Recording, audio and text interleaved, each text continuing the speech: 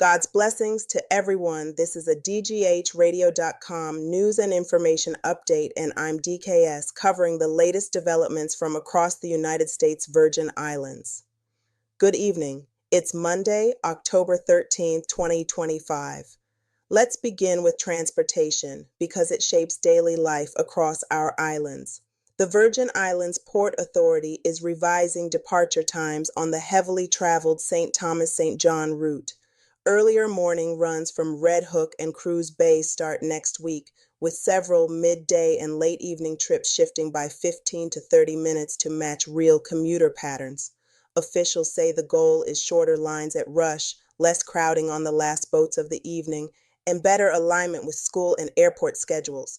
New timetables will be posted at terminals and through official channels, and performance will be reviewed over the next 3 months for any fine-tuning. Power reliability remains top of mind. The Water and Power Authority says a major mechanical fault in an aging generator triggered the recent series of rolling blackouts. To stabilize the grid, WAPA is bringing a reserve unit online and rushing emergency parts to restore the failed equipment. A temporary rotating outage schedule will be published so households and businesses can plan. Longer term, the authority points to grid hardening, more undergrounding, and the steady addition of renewable energy to reduce single-point failures and improve resilience. Separate from generation repairs, WAPA is tightening its billing controls after years of frustration over estimated statements. The utility says its validating meter reads more rigorously, clarifying bill formats so customers can see usage versus surcharges, and phasing in technology to cut manual handling errors. Consumer advocates want monthly scorecards, like the share of actual reads and how quickly disputed charges are resolved, so the public can see if accuracy is truly improving. Leadership has pledged corrections, credits, or refunds when investigations confirm overcharges. On the legislative front, a proposal to raise the hotel occupancy tax by 2% is now in committee. Supporters say the added revenue would be dedicated to tourism marketing, helping the Virgin Islands compete more aggressively across the Caribbean. Some smaller properties worry the higher line item at checkout could deter value-minded guests. Tourism planners outline potential uses: expanded digital campaigns, stronger trade show presence, and refreshed content showcasing St. Croix, St. John, and St. Thomas. Lawmakers will take more testimony from stakeholders before any floor vote. Public safety headlines tonight include a quick arrest following a daytime grab and run at a jewelry store in downtown Christiansted. Detectives say surveillance images and items left behind helped identify a suspect who was taken into custody the next day. Merchants along the corridor praised the fast response and emphasized the importance of visible patrols and functioning cameras as cruise calls increase. Police are reviewing whether the case connects to similar incidents in recent months. On St. Thomas, what started as a simple plate violation stop near Market Square ended with 2 arrests and the recovery of 2 handguns, ammunition, and a face covering. Officers say the occupants exited the vehicle after the odor of cannabis was reported. The weapons were recovered during the subsequent search. The men faced territorial weapons and ammunition allegations pending advice of rights proceedings. Police stress that targeted traffic enforcement remains a frontline tool for intercepting illegal guns in busy commercial areas. In federal court, prosecutors are urging a judge to deny a new trial bid in a high-profile public corruption case involving a former government official and a private co-defendant. The government argues the motion misstates the standard for setting aside a jury's verdict and selectively revisits evidence already weighed at trial. If the motion is denied, the case moves to sentencing. If granted, some or all counts would be retried. The decision will signal how the courts balance finality with fairness in public integrity matters that residents watch closely. Environmental permitting is back in the spotlight on St. John, where a community group is challenging a legal interpretation that would keep a long-delayed marina approval alive despite missed timelines. Advocates argue that permits should lapse when work doesn't start on time unless an extension is granted, to prevent public resources from being tied up indefinitely. Officials counter that multi-agency clearances can affect when certain permissions fully activate.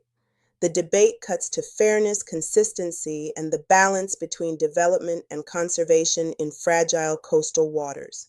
Ports and tourism, a new large-class cruise ship debuts this season with onboard marketplaces that showcase regional food, music, and artisans before guests disembark in Charlotte Amalie.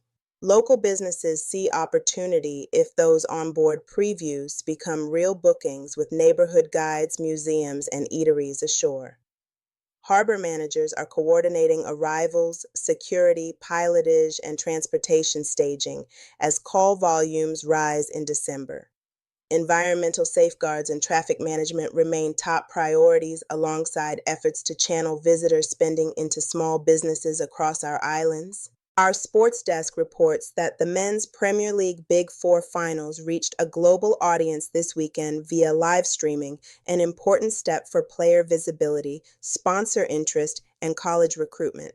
Organizers say sustaining broadcast standards will require reliable bandwidth, strong match operations, and continued investment in field quality.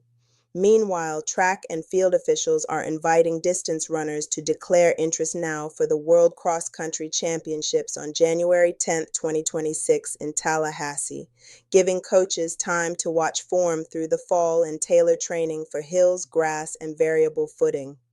Aviation security.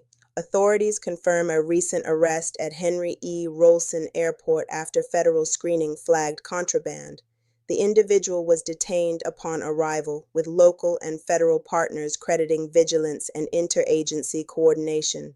The Port Authority says surveillance and screening upgrades remain a priority as travel volumes rise. Pensions and fiscal stability. The government employees' retirement system reports a shortfall in an expected rum cover transfer, shrinking the estimated solvency window to roughly 8 years without new interventions.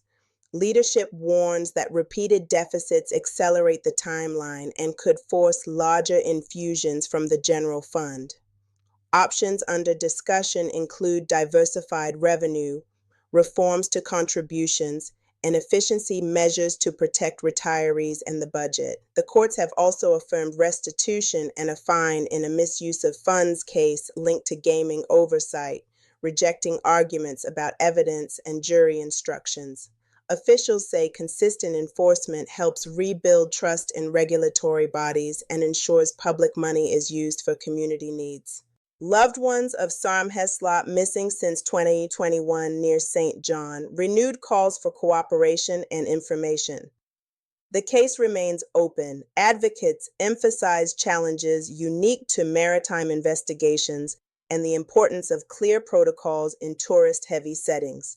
Renewed attention may help sharpen those protocols, support families, and strengthen community safety.